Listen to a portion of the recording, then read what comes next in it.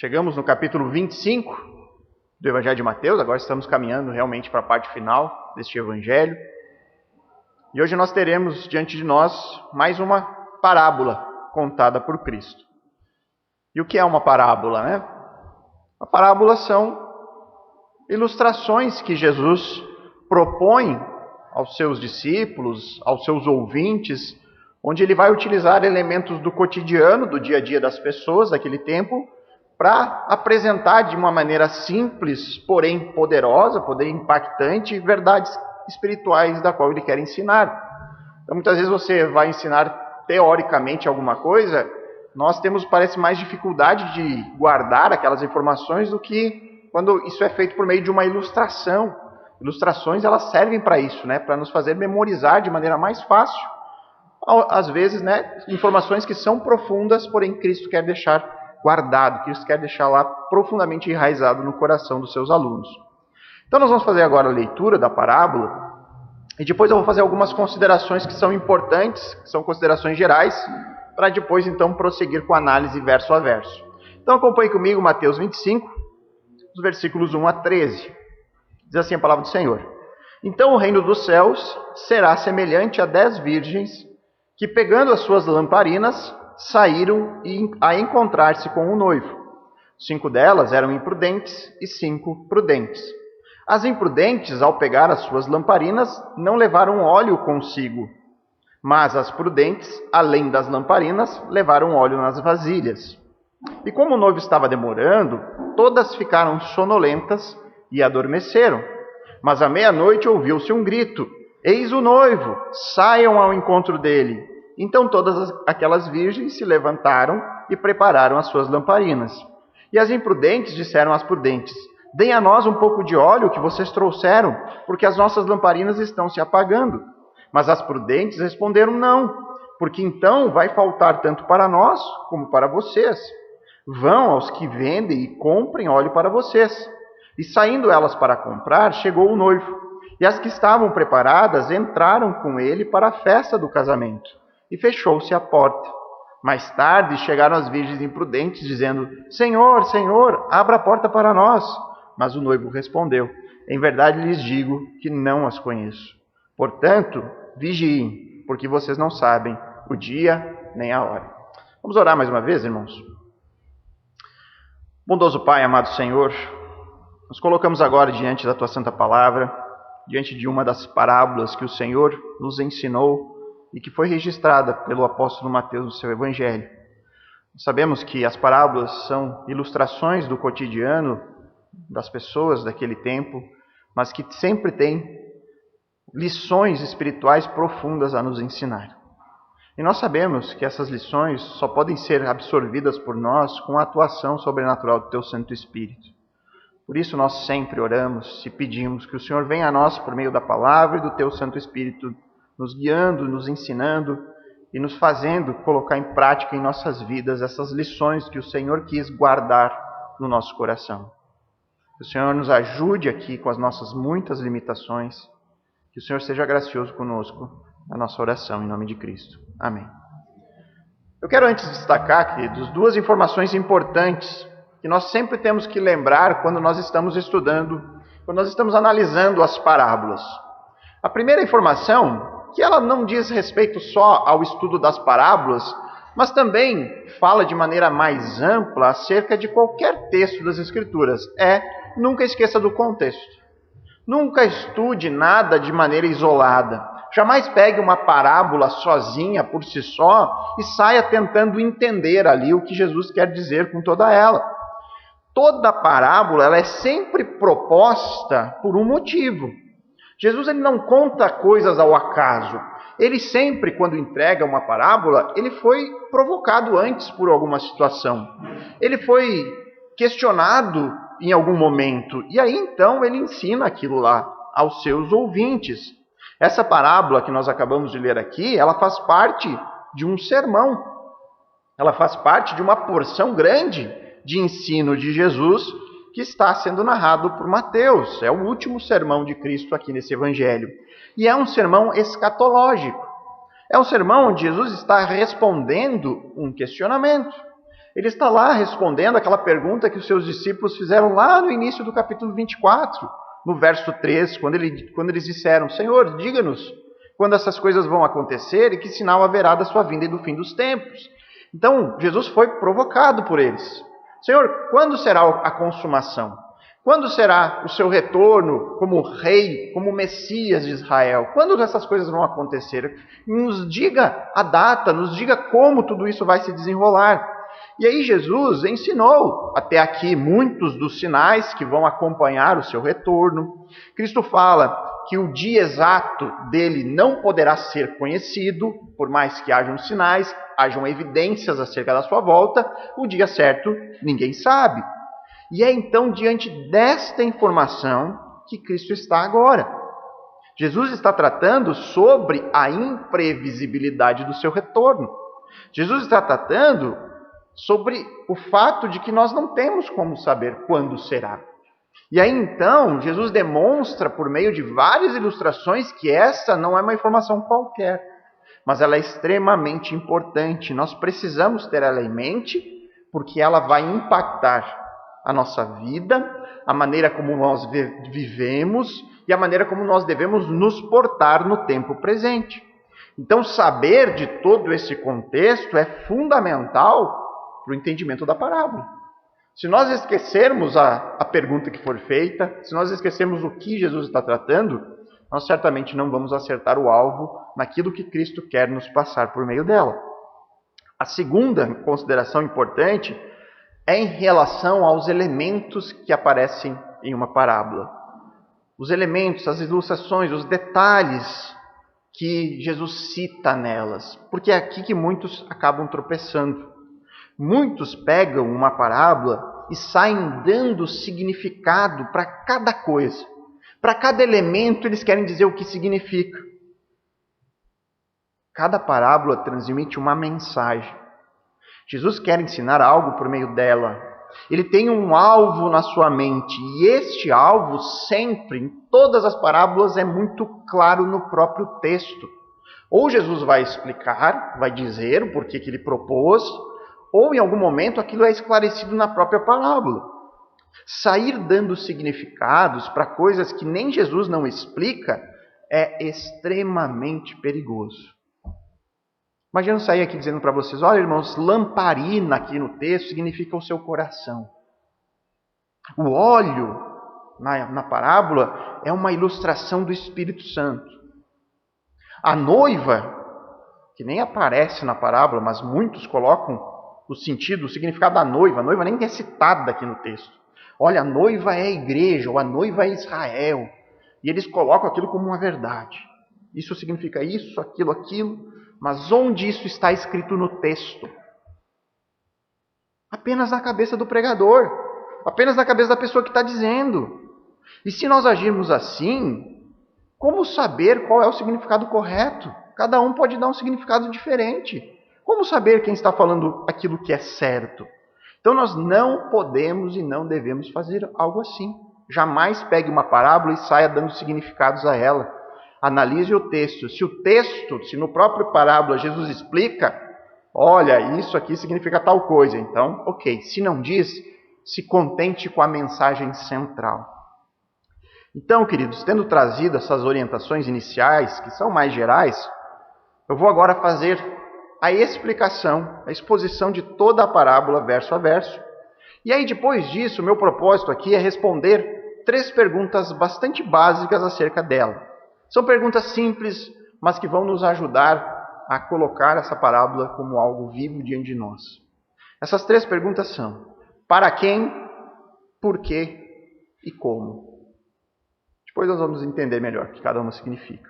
Para quê, por quê e como. Então você tem a sua Bíblia ainda aberta, acompanhe comigo aí, nós vamos prosseguindo cada versículo para tentar entendê-la. O verso 1 nos diz: então, o reino dos céus será semelhante a 10 virgens que, pegando as suas lamparinas, saíram a encontrar-se com o noivo. Como eu já disse antes, Jesus ele usa em suas parábolas ilustrações do dia a dia, elementos comuns para as pessoas daquele tempo.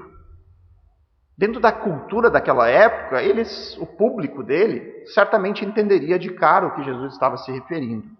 Então, por conta disso, nós temos que dar uma pesquisada no que isso significa para a cultura daquele tempo. E o que nós temos aqui, queridos, é uma descrição de um momento bastante familiar para o povo de Israel. É a celebração matrimonial conforme acontecia na cultura daquela época. O procedimento mais comum, mais tradicional de uma festa de casamento dentro da cultura judaica, ele era composto de 3 momentos distintos. Primeiramente, os pais do noivo arranjavam o casamento com o pai da noiva, com os pais da noiva. Eram casamentos arranjados. Então o pai do noivo entrava em acordo com a família de uma moça, de uma noiva, e firmavam ali um compromisso de matrimônio. Esse compromisso ele era selado por meio de um pagamento de dote. A família do noivo ia lá e pagava o dote à família da noiva. E o dote era um valor combinado entre eles que servia basicamente com 2 propósitos. Um era uma garantia para os pais da noiva. Eu estou entregando aqui a minha filha para uma família que poderá sustentá-la. Eles aqui pagaram o valor que eu solicitei, então eu não estou entregando a minha filha para alguém que não vai ter condição de sustentá-la materialmente.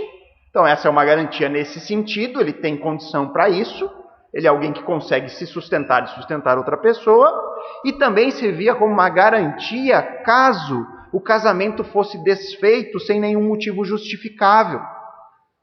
Vai que dá uma louca no noivo lá e ele resolve assim: não gostei dessa mulher, vou mandar de volta para a casa dos pais dela. Essa mulher repudiada sem um motivo justo, dificilmente arranjaria outro casamento naquela sociedade daquele tempo. Então o dote ali serviria para ela se sustentar um longo período de tempo. Era usado nesse sentido também. Então era também uma garantia quanto a isso. Então, queridos, o acordo entre as famílias, juntamente com o pagamento do dote, era aquilo que nós podemos dizer o casamento legal daquele tempo. Quando isso não acontecia, quando um casal assumia um relacionamento conjugal sem esse trâmite tradicional, a mulher ela não era considerada esposa, ela era considerada uma concubina.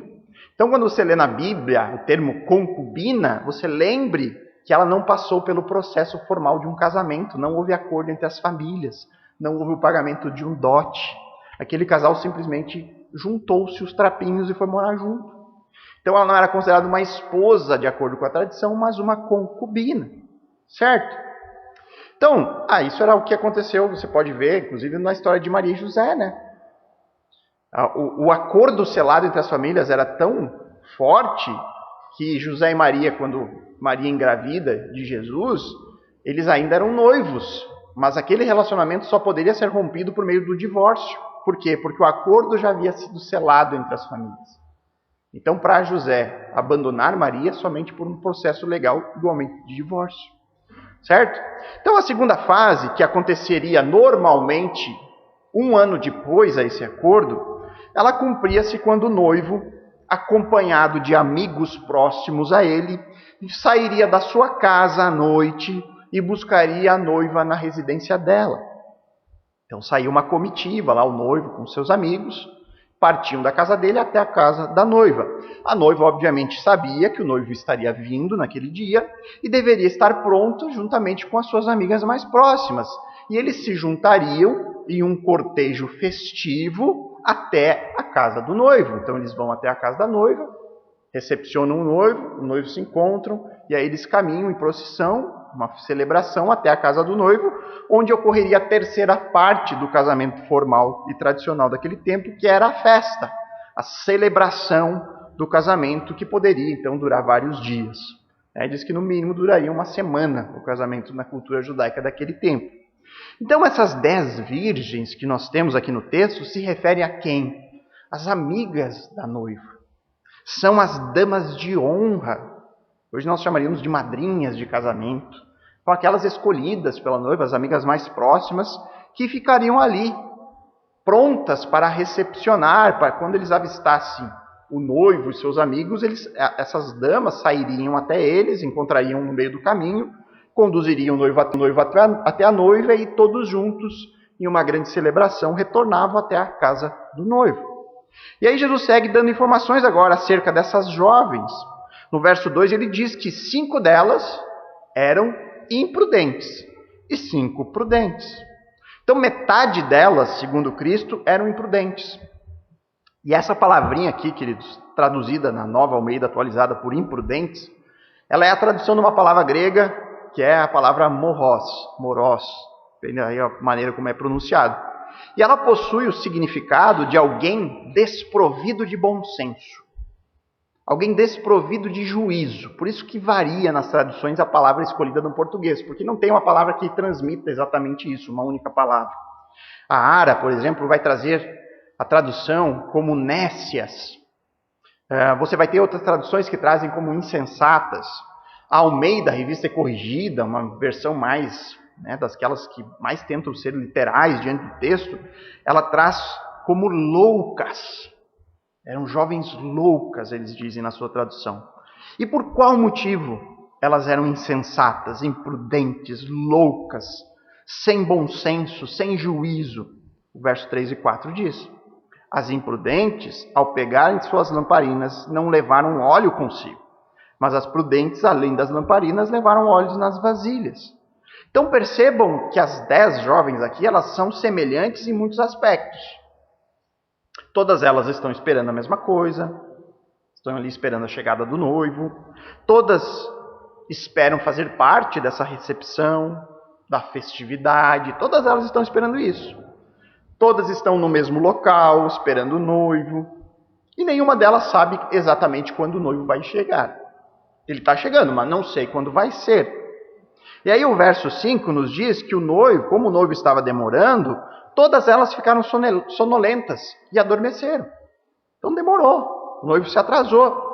Então, biblicamente, queridos, aqueles que vão casar em algum dia, é o noivo que atrasa, tá? Não é a noiva. Vamos mudar essa tradição, né?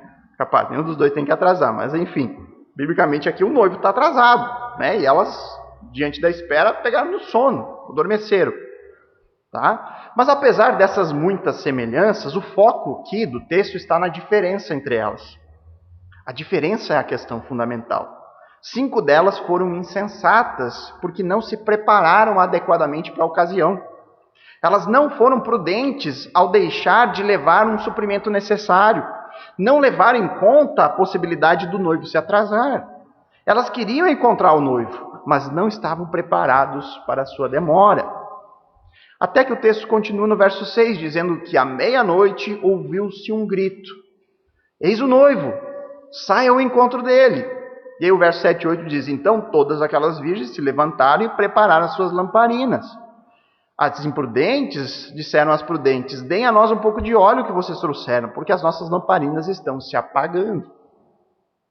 Então, quando nós lembramos que todas elas são damas de honra, ou seja, amigas da noiva, certamente eram amigas entre si, né? A cultura daquele tempo eram pequenas comunidades, muitas vezes pequenos vilarejos, todos se conheciam muito bem.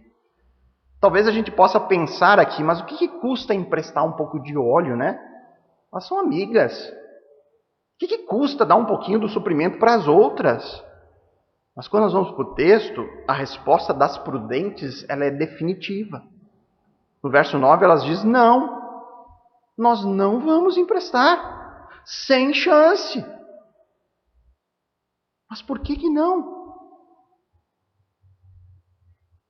Se a Rafaela ouvisse isso aqui, ela ia dizer: mas pai, não é errado ser egoísta? Por que elas não custa repartir um pouquinho do suprimento que elas têm? Mas as prudentes explicam o motivo. Porque então vai faltar tanto para nós quanto para vocês. Elas dizem: olha, se nós emprestarmos, não vai ser suficiente para nenhuma de nós chegar lá. Nenhuma de nós vai chegar até o destino com as lamparinas acesas. E culturalmente, queridos, se isso acontecesse, seria considerado uma ofensa à família do noivo. Seria dar a impressão de que a família da noiva não estava muito preocupada com aquele momento. Não estava levando a sério aquela celebração. Então as prudentes dizem: olha, não vai dar. Porque se isso acontecer, vai ser um problema. O que a família do noivo vai pensar de nós? nós precisamos, pelo menos nós, às 5, chegarmos até o destino. Então, na opinião das prudentes, não havia outra saída. Elas dizem, vão aos que vendem e comprem óleo para vocês. E aqui, mesmo sabendo das dificuldades, como é que elas fariam para fazer isso à meia-noite?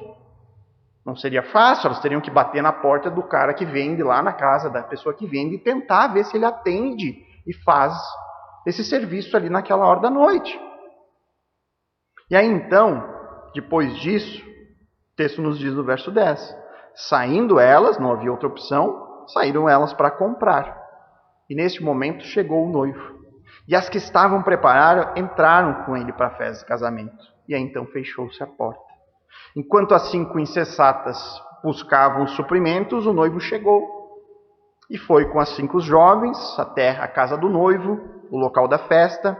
E assim que eles chegaram, fechou-se a porta. Verso 11 e 12 diz, mais tarde chegaram as virgens imprudentes dizendo, Senhor, Senhor, abra a porta para nós. Mas o noivo respondeu, em verdade lhes digo que não as conheço.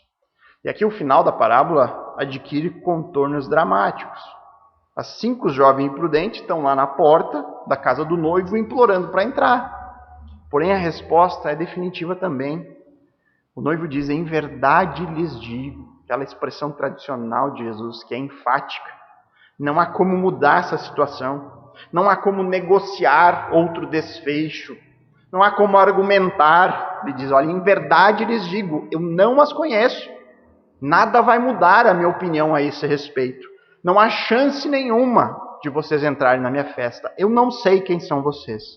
Vocês não participarão das festividades. E aí então nós chegamos ao verso 13, onde Jesus aqui esclarece o motivo pelo qual a parábola foi contada. Portanto, vigiem, porque vocês não sabem o dia nem a hora. Portanto, ele diz, não façam como essas jovens imprudentes que não se prepararam adequadamente para a possibilidade da demora do noivo. Quando você lembra o contexto, faz todo sentido. O que Jesus está enfatizando aqui? A resposta que ele deu a respeito do dia e da hora, ninguém sabe, apenas o Pai. Cristo está enfatizando a premissa do verso 36, capítulo 24. Mas a respeito daquele dia e hora, ninguém sabe. Nem os anjos do céu, nem o Filho, senão o Pai. Portanto, não façam como essas jovens. Não fiquem despreparados para essa realidade de que o noivo pode demorar. Ele pode demorar um pouco mais do que vocês imaginam.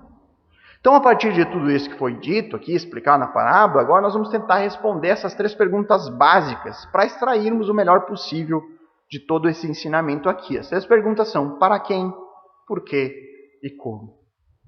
Para quem a parábola foi escrita? É uma parábola reservada apenas para os israelitas? Ela foi entregue apenas para os apóstolos? Ela foi preparada para a igreja? Ela foi escrita para mim, para você? Para quem? Depois, por que ela foi escrita? Qual o motivo central que leva Jesus a entregar essa ilustração? Qual o seu objetivo com ela? E por fim, como? Como ela se torna relevante para as nossas vidas hoje? Como eu posso retirar dela aplicações importantes para a minha própria vida? Então vamos começar para quem? Para quem a parábola foi dirigida? Quem são os destinatários? Qual é o público-alvo dessa ilustração? Então, para respondermos essa pergunta, nós temos que lembrar novamente do contexto do Sermão do Monte das Oliveiras. Um sermão escatológico que vai encontrar nesta geração aqui, que estiver viva durante a tribulação, o seu público direto. Aqueles que verão os sinais com seus próprios olhos, que estarão vivos durante tudo aquilo que Jesus alistou que acontecerá no capítulo 24, essa palavra encontrará o público perfeito aqui. Esse povo aqui será diretamente falando aos ouvidos deles. Só que, irmãos, nós não temos como deixar de lado ou desconsiderar que Jesus ensinou isso para quem? Para os apóstolos, para os seus discípulos, que já passaram, que já morreram e que não vão fazer parte deste povo aqui, que não estarão vivos nesse período, que estão aguardando a ressurreição como todo cristão que já passou. Jesus entregou para eles esse ensinamento. Nós temos que considerar isso. Então a conclusão é que essa parábola, ela possui, na geração que viverá durante o período da tribulação, o seu destinatário ideal. Porém, é inegável que essa mesma parábola encontra em cada discípulo, em cada geração que passou de cristãos, desde os apóstolos, o seu destinatário. E eu gostaria de mostrar aqui mais um motivo para crer nisso. Que essa parábola é também para nós. Reparem o primeiro versículo. Que Jesus diz ali: então o reino dos céus será semelhante. E olha só que curioso, que detalhe aqui que talvez provavelmente passe despercebido. Em outras oportunidades no Evangelho de Mateus, especialmente quando nós vimos o capítulo 13, você certamente encontrou Jesus falando essa expressão sobre o reino dos céus, essa comparação. Só que Jesus não dizia isso. Então o reino dos céus será semelhante. Há uma pequena diferença entre todas as outras ocasiões. Jesus sempre disse o quê? No Evangelho de Mateus nós encontramos: o reino dos céus é semelhante. Se você for no capítulo 13, você verá que todas as vezes nas parábolas ele vai dizer: o reino dos céus é semelhante. Ele não usa o reino dos céus será semelhante. Existe apenas 2 vezes ao longo de todo o Evangelho de Mateus onde nós encontramos Jesus usando o tempo futuro passivo para falar sobre o reino. Você encontra aqui em Mateus 25 e lá no Sermão da Montanha em Mateus 7. Só essas 2 vezes. Sermão da Montanha e nesse Sermão do Monte das Oliveiras. E sabendo, queridos, do estilo de Mateus, extremamente cuidadoso, organizado na questão de relatar a sua história sobre Cristo, nós não temos como não ir lá e dar uma olhada. Será que tem algo semelhante? Será que Mateus quer aqui nos levar para o texto do Sermão da Montanha? Será que ele quer trazer aquele sentido para nós hoje? Parece que sim. Eu quero que você abra lá, volte lá para Mateus 7, versos 21 a 27. Abram suas Bíblias nesse texto e repare a semelhança entre eles. Mateus 7, versos 21 a 27.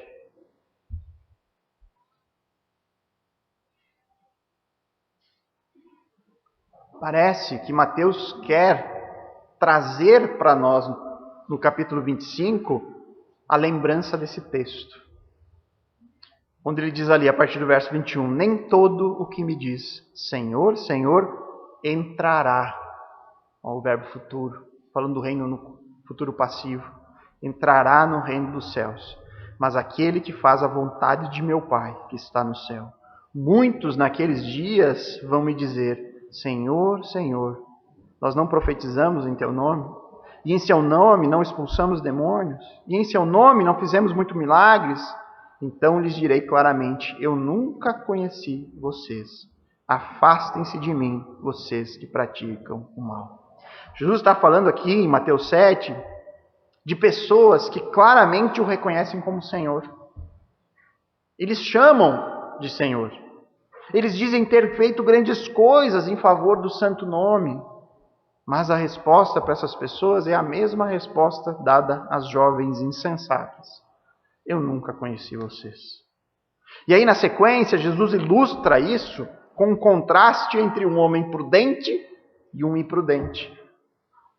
Um construiu a casa sobre a rocha, foi prudente, e o outro sobre a areia, o imprudente. Verso 24 diz: todo aquele, pois, que ouve essas minhas palavras e as pratica, será comparado a um homem prudente que construiu essa casa sobre a rocha. Caiu a chuva, transbordaram os rios, sopraram os ventos e bateram com força contra aquela casa. E ela não desabou, porque tinha sido construída sobre a rocha. E todo aquele que ouve essas minhas palavras e não as pratica, será comparado a um homem insensato, que construiu a sua casa sobre a areia. Caiu a chuva, transbordaram os rios, sopraram os ventos, e bateram com força contra aquela casa e ela desabou, sendo grande a sua ruína. E aqui muitos interpretam e ensinam esse texto como se fossem as dificuldades da vida, as tribulações do dia a dia, as provações que se apresentam. Só que Jesus aqui está falando da consumação do reino. Jesus está falando sobre o dia do seu retorno. A volta de Cristo é descrita nas Escrituras como um dia de tempestade, onde muitos vão ser pegos de surpresa ao perceberem que construíram as suas casas sobre areia. E o que significa construir a casa sobre areia? Ouviram a palavra, mas não a praticaram. Não viveram de acordo com ela. É isso que significa. E aí, diante de tudo isso, para quem é essa parábola? Para quem ela é destinada? A resposta é para todos nós. É para mim, é para você, é para qualquer pessoa que considere as palavras desse livro. É para qualquer um. E aí vem a segunda pergunta: por quê? Qual é o objetivo de Cristo ao nos entregar ela? O que Ele quer nos ensinar com ela? Lá em Mateus 25:13 Ele disse: portanto, vigiem, porque vocês não sabem nem o dia nem a hora. Ou seja, é mais uma parábola que nos exorta à vigilância. E aqui, mais uma vez, é preciso corrigir um erro comum, que muitos acham que significa que nós crentes corremos o risco de não sermos salvos se no dia da volta de Cristo ou no dia do arrebatamento da igreja nós nos encontrarmos cometendo naquele momento algum pecado. Imagine o azar. No dia do arrebatamento, naquele momento você perdeu a cabeça no trânsito, xingou uma pessoa, ficou. Já não foi. Naquele momento você desobedece seus pais. Seu pai manda você arrumar o quarto e você diz: não vou agora. Puf, arrebatou os pais e ela ficou. Você imagina, você está pensando mal da sogra naquele momento. Tu imagina, não tem eternidade que vai consertar isso. Por causa da sogra eu fiquei. Não tem escapatória. Você vai lidar com esse remorso pro resto da eternidade. Queridos, esse tipo de pensamento aqui parte de uma premissa equivocada acerca da queda. De que pecado se trata apenas da transgressão praticada, do crime cometido. Pecado na Bíblia, queridos, é a queda do nosso estado original. É a nossa alienação de Deus. É o nosso coração rebelde. Nós nascemos pecadores. Um bebezinho, está aqui o pequeno Rafael diante de nós, antes de fazer qualquer ato bom ou mal, ele já nasceu em pecado. Ele é um pecador antes de cometer qualquer ato. A transgressão cometida, o crime praticado, é só a evidência daquilo que está aqui dentro. Se for esse o caso, de nós sermos pegos em um pecado, não vamos ser salvos, nenhum de nós vai, meus queridos. Nenhum de nós.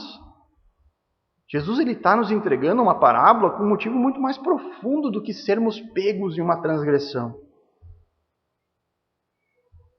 Ele nos entrega porque, segundo o que Ele mesmo nos ensina, existe um risco real de sermos imprudentes, de sermos insensatos em relação à nossa confissão de fé, de sermos insensatos, loucos em ouvir a verdade, mas não viver a verdade. Eu digo ser cristão, eu falo com a minha boca que Jesus é Senhor, só que na minha vida prática, na minha rotina diária, não há espaço para Ele, para a Sua palavra. Eu digo ser cristão, mas na minha vida eu canalizo toda a minha energia para coisas. O estudo, o trabalho, os meus recursos, eu faço plano, eu faço viagens, eu me divirto. E se der tempo, eu faço uma oração antes de dormir. Segundo Cristo, existe um risco real de nós sermos semelhantes em vários aspectos com discípulos verdadeiros. Existirão pessoas que vão confessar publicamente crer em Jesus, que farão parte de uma igreja saudável, que conhecem as Escrituras, mas que internamente a chama das suas lamparins está apagada. Existe um risco real de sermos insensatos em relação àquilo que nós confessamos com a nossa boca. O risco de acordarmos hoje de manhã, virmos para a igreja e concordarmos com tudo que está sendo dito e ensinado, de reconhecermos os perigos, mas sair daqui e continuar construindo uma casa sobre a areia. Existe esse risco, ele é real. De nós virmos aqui, concordarmos com o texto bíblico, mas continuar a viver de forma imprudente. Mesmo sabendo o que eu tenho que fazer, mesmo sabendo a necessidade de me apegar com Cristo, é só porque eu chamei ele de pecador, olha aí. Ó. Acontece isso. O orgulho nos impede de reconhecer.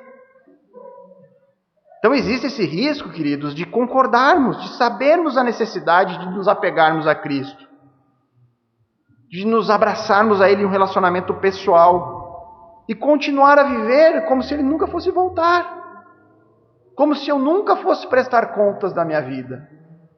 E fazer isso, segundo Cristo, fazer isso é insensatez, é uma grande loucura. Saber o que Deus nos diz sobre a realidade dessa vida ser temporária, ser passageira. Saber que existe uma vida que é eterna e que, segundo a Bíblia, é a nossa verdadeira vida. Saber o que Deus nos diz sobre a nossa queda, condenação eterna. Saber qual é o caminho que eu preciso para me livrar disso, para não sofrer eternamente. E mesmo assim, permanecer em um estado onde nada se torna verdade de fato, onde eu continuo a viver na prática como se tudo que existe é o hoje. É isso que Jesus está dizendo que é uma grande insensatez, é uma grande loucura. Saber da realidade da vida eterna e permanecer vivendo como se tudo que vale mesmo é o hoje. Queridos, esses textos aqui que nós temos visto ao longo desses 2 capítulos, eles não estão na Bíblia por acaso. Se Jesus está enfatizando essa realidade da vigilância, de estarmos preparados, é porque existe um risco real. Existe uma possibilidade grande de muitos serem surpreendidos, de ficarem surpresos com o reino se fechando diante das suas caras. Há um risco real de muitos estarem diante do Senhor, na porta, batendo: Senhor, Senhor, abra para nós. Eu andava contigo, eu ia na igreja, eu fazia oração toda noite. E receber a resposta mais surpreendente ainda: saiam daqui, porque não os conheço. É uma exortação de Cristo. Ele está enfatizando isso ao longo desse capítulo. Existe um risco real. Para quem essa parábola foi destinada? É para nós, é para mim, é para você, é para qualquer um que queira considerar atentamente as palavras deste livro. Por quê? Qual é o objetivo? Jesus nos entrega essas palavras porque existe um risco real de vivermos na insensatez, de nos convencermos ser verdadeiros discípulos, porém, não somos conhecidos pelo Senhor, nunca tivemos um relacionamento pessoal com Ele, nos convencemos que estamos no caminho da luz, mas as nossas tochas nunca foram acesas. Para finalizar, como? Como aplicar essa parábola à minha vida? Como torná-la relevante a mim?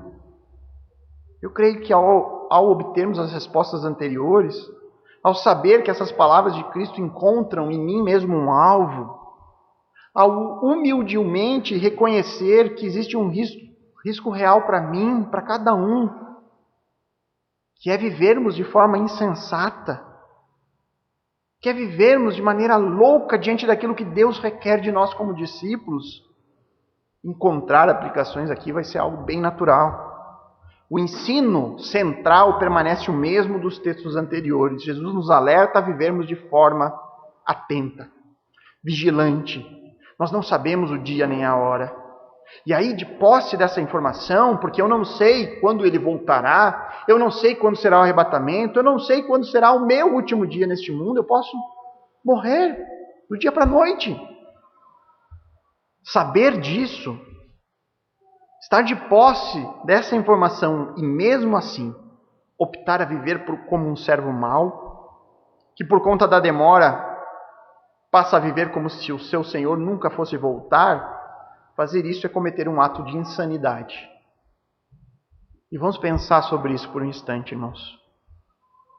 Mais uma vez, eu chamo a atenção de vocês para a ênfase que Jesus está dando aqui para essa realidade.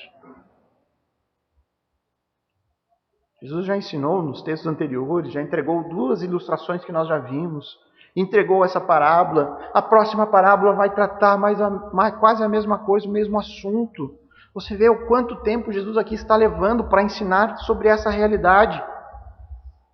Então, queridos, isso me leva a crer que quando Cristo voltar, muitas pessoas perceberão que conduziram as suas vidas apenas convencidos de que eram crentes verdadeiros.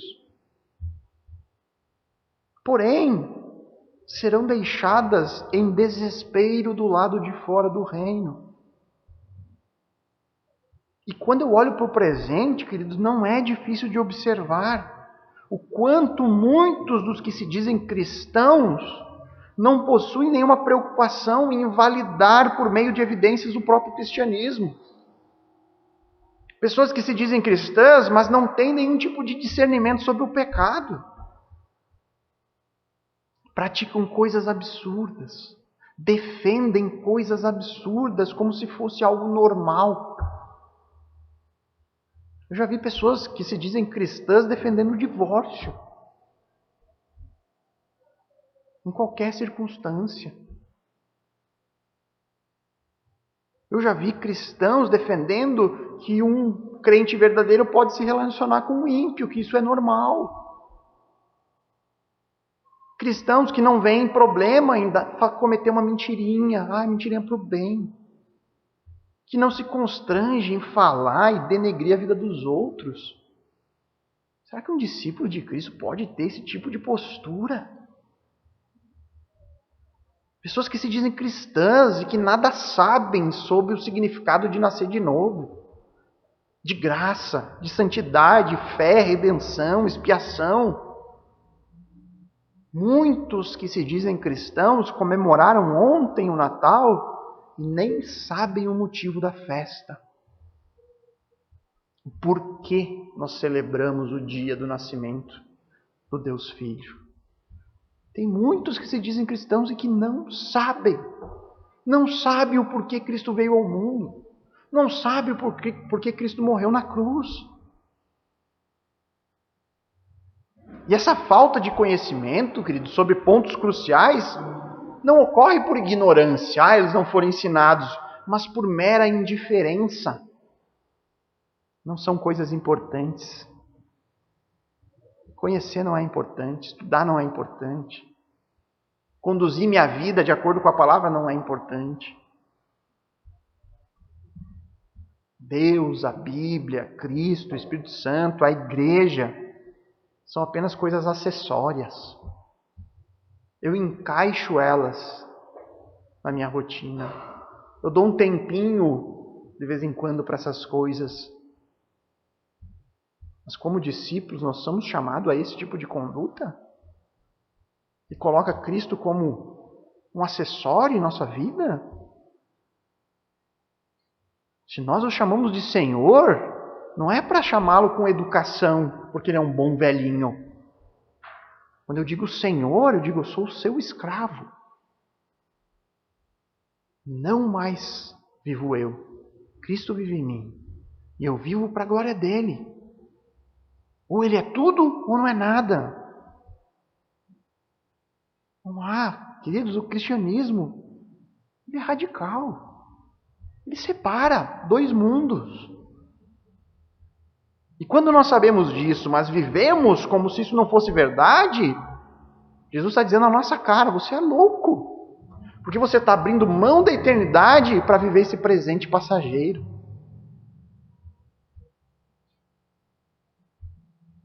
problema, irmãos, é que vai chegar este dia onde esse estado de uma pessoa que se diz ser crente, que anda com crentes, que fala como crente, mas que possui uma chama apagada, vai terminar. Um dia vai terminar. E neste último dia, viver esse tipo de engano, de achar que é alguém convertido, de achar que é alguém que teme ao Senhor, não vai mais poder ser corrigido. Ela não vai mais ter o que fazer. A resposta é taxativa. Em verdade lhes digo, não os conheço. Nunca os conheci. E aí então nada mais vai poder ser feito. Tem um ponto da nossa confissão de fé aqui na igreja onde nós enfatizamos essa realidade. Inclusive vai ser o próximo capítulo, que vai ser estudado a partir de quarta. Lá no ponto 9 nós dizemos do capítulo 8, cremos que assim como ocorre na obtenção da salvação, a manutenção desta também não depende do homem. Nós cremos que a salvação vem de Deus. E manter a salvação não depende de nós. Assim como é de Deus a iniciativa de salvar o pecador, é também sua iniciativa de manter o crente em segurança até o final. Nós concordamos. Uma vez salvo, salvo para sempre. Portanto, o crente tem a segurança da sua salvação e jamais poderá perdê-la. Então, o crente que estiver cometendo um pecado no dia do arrebatamento, ele será arrebatado. Por quê? Porque ele já foi salvo em Cristo. Cristo cobriu todos os pecados dele. Cristo purificou, tornou-o justo, não por causa dele, por causa do Filho. Só que aí, no ponto aqui que nós destacamos, tem um porém depois de tudo isso. Tem um porém depois da segurança da salvação. Nós colocamos, porém, é dever do crente viver em boas obras de santificação, não para manter a sua salvação, mas para demonstrar já tê-la recebido. É a evidência. É a evidência. O momento de olharmos para dentro de nós e vasculharmos a nossa vida, investigarmos a nossa fé atrás dessas evidências é hoje. Inclusive, nós estamos num momento ótimo para isso. A última semana do ano. Portanto, use esse tempinho final do ano. Normalmente as empresas dão um tempo maior de folga, tem as festividades. Use isso para meditar acerca do seu estado atual. Vasculhe a sua vida atrás de evidências de uma verdadeira conversão. Não se esqueça, existe um risco real de vivermos de maneira imprudentes. Existe, é um risco real a todos nós, queridos. E olha, irmãos, eu oro para que isso não ocorra, mas segundo o que a Bíblia nos ensina, é bem provável que pessoas do nosso meio, pessoas que nós convivemos em nossa vida, pessoas que nós até amamos, possam estar entre aquelas que um dia vão estar na porta gritando: Senhor, Senhor, abra o reino para nós. É bem provável, queridos. E se tem algo que eu jamais desejo fazer como pastor dessa igreja, é deixá-los confortáveis em um estilo de vida que não leva Cristo a sério. É passar a mão na cabeça. Não, mas Deus conhece seu coração. Continue a viver dessa forma. Nós não podemos viver uma religiosidade vazia, que acha que vir na igreja no domingo é suficiente. Que acha que porque você já leu a Bíblia toda uma vez na vida é suficiente. Que acha porque você canta Jesus é meu Senhor, isso é suficiente. Igrejas assim está cheio, queridos. Está cheio de igrejas que proclamam paz, paz, enquanto não há paz. E aí você permanece e não entende e não conhece o seu Senhor. Não cresce, não há exortação, não há pregação sobre pecado, inferno. Semana está vendo um pastor extremamente conhecido no Brasil dizendo que ele não prega sobre o inferno. Ou seja, eu não amo os crentes da minha igreja, ele está dizendo. Se Jesus falou de inferno, quem sou eu para não falar sobre ele? Eu vou deixar vocês, inferno existe, mas não se preocupe. Como assim? É a mesma coisa se pegar textos como esse, e às vezes, talvez seja dura demais, mas não alertar. Jesus aqui está alertando. Ele está tentando dar um choque nos apóstolos. E Mateus entendeu, e escreveu, e relatou. Está dizendo, faça isso, porque é melhor um chacoalhão agora do que na porta desesperado depois. Nenhum de nós vai ter desculpa, queridos. Nenhum de nós. Então hoje nós aprendemos aqui acerca da parábola das 10 virgens. E aí por meio dela nós propomos as 3 perguntas cruciais. Para quem? Para quem ela é destinada? Descobrir que ela foi escrita para nós, que é para mim, que é para você, que é para qualquer um que queira conhecer as Escrituras e buscar viver de acordo com ela. Esses são os destinatários. Por quê? Qual é o objetivo de Cristo? Jesus nos entrega essas palavras porque existe um risco real de vivermos na insensatez, de nos convencermos de ser verdadeiros discípulos, porém de não sermos nem conhecidos pelo Senhor, de nunca ter tido um relacionamento pessoal com Ele, de nos convencermos que estamos andando na luz, mas as nossas tochas nunca foram acesas. E por fim, como? Como eu posso aplicar esse ensinamento para a minha vida? E eu gostaria de propor a vocês aqui alguns textos bíblicos, para que todos nós possamos, nessa última semana do ano, meditar acerca da nossa própria vida como discípulos de Cristo. Você crê nele? Você confessa crer em Jesus? Você acredita estar salvo nele? Então vasculhe a sua vida atrás das evidências, das verdadeiras evidências de que isso de fato aconteceu. E saiba que fazer isso é um mandamento. É um mandamento bíblico. 2 Coríntios 13, 5, Paulo diz assim: examinem-se para ver se realmente estão na fé. Examinem-se para ver se realmente estão na fé. Provem a si mesmos. E aí ele faz uma pergunta retórica. Ou não reconhecem que Jesus Cristo está em vocês, a não ser que já tenham sido reprovados? Então, ignorar essa necessidade de autoanálise, segundo Paulo, pode ser sinal da reprovação. Eu não investigo, eu não fico procurando evidências porque eu creio. Paulo está dizendo assim, olha, se você não examina-se a si mesmo, talvez você já tenha sido reprovado. Buscar com sinceridade, investigar a nossa conduta é sinal de fé. Ficar meditando acerca da nossa vida e ver aquilo que Deus tem feito em nós é sinal de maturidade. É sinal de verdadeiro cristianismo. Não fazer isso é problema, segundo o apóstolo. E um problema sério. Porque talvez, ele diz, você já tenha sido reprovado. Se você agora no final do ano não prioriza as suas metas espirituais, fazer metas é bom, todos nós temos que fazer, planejar o ano, isso é bom. Mas se você não coloca como prioridade as suas metas espirituais, isso é um problema. Mostra o que você mais valoriza.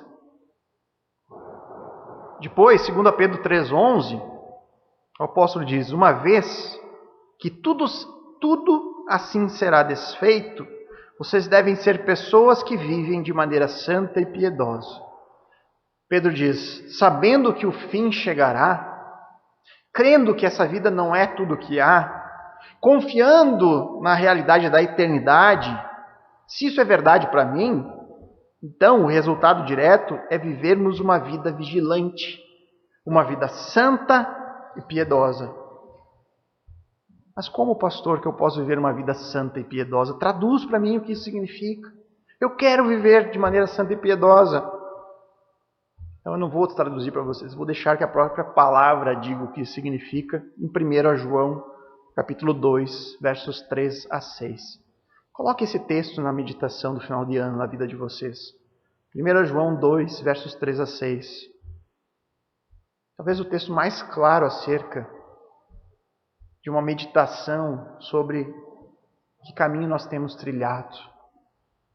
Eu estou entre os prudentes ou os imprudentes? Eu vivo de maneira vigilante ou não vivo?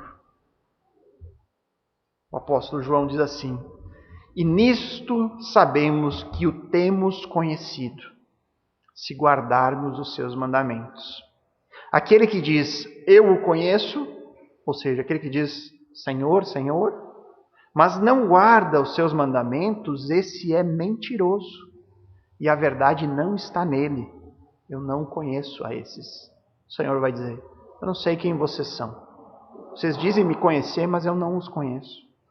Mas quem guarda a sua palavra, nele verdadeiramente tem sido aperfeiçoado o amor de Deus. Nisto sabemos que estamos nele. Opa, agora vem a resposta. Nisto sabemos que estamos nele. Quem diz que permanece nele, esse deve também andar assim como ele andou. Conhecer Cristo por meio da sua palavra e buscar viver de forma obediente a ela, esta é e sempre será a evidência mais segura de não estarmos entre os insensatos. Conhecer e ser obediente. Essa é a evidência mais segura de que nós não estaremos entre aqueles desesperados na porta. Porque esses que vão estar desesperados batendo a porta serão aqueles que ouviram, que tiveram acesso ao Evangelho, que diziam crer com a sua boca, mas que nunca viveram de maneira condizente com a fé que eles alegavam possuir. Que Deus nos ajude, queridos.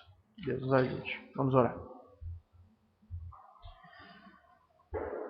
Senhor Deus, amado Pai, nos ajuda, Senhor, a não sermos pessoas imprudentes, pessoas que vivem de tal forma que parece que nunca ouviram uma mensagem do Evangelho, nunca ouviram a Tua Santa Palavra. Nós vimos no texto de hoje, Senhor, que há um risco real que todos nós corremos, Senhor, que é de ouvir a Palavra de Deus e não a praticarmos em nossas vidas. De nos convencermos, sermos cristãos, de dizermos até com a boca, eu creio, eu confesso, Jesus é meu Senhor, mas nunca ter o conhecido verdadeiramente. Porque o conhecimento de Cristo envolve o relacionamento de obediência, de discipulado. O Senhor é nosso mestre, nós somos seus alunos. E nós queremos aprender do Senhor e imitá-lo em nossas vidas. Não fazer isso, segundo o texto bíblico, é completa loucura. Nos convencermos de que a Bíblia é verdade, mas negarmos seguir o que ela diz. Não deixa, Senhor, com que nenhum de nós aqui hoje, Senhor, viva dessa forma, ignorando essas advertências, essas exortações do nosso Senhor, que elas venham com poder a de fato nos chacoalhar, a de fato nos fazer pensar, Senhor, acerca da nossa própria vida, para então, Senhor, nos agarrarmos a Ti como nossa única esperança. Possamos, Senhor, próximo ano, todos nós aqui, firmarmos um compromisso contigo. Um compromisso que envolve muito mais do que apenas a palavra da nossa boca, mas que envolve um compromisso de vida devota a Ti. Uma vida entregue ao Senhor, onde o Senhor é prioridade, onde o Senhor habita no centro do nosso coração, toma o trono da nossa vida e de fato vai fazer sentido quando nos chamamos de Senhor. Que o Senhor viva em nós e que nós possamos viver obedientes a Ti. Esse é o nosso desejo, Senhor, em nossa oração, em nome de Cristo. Amém.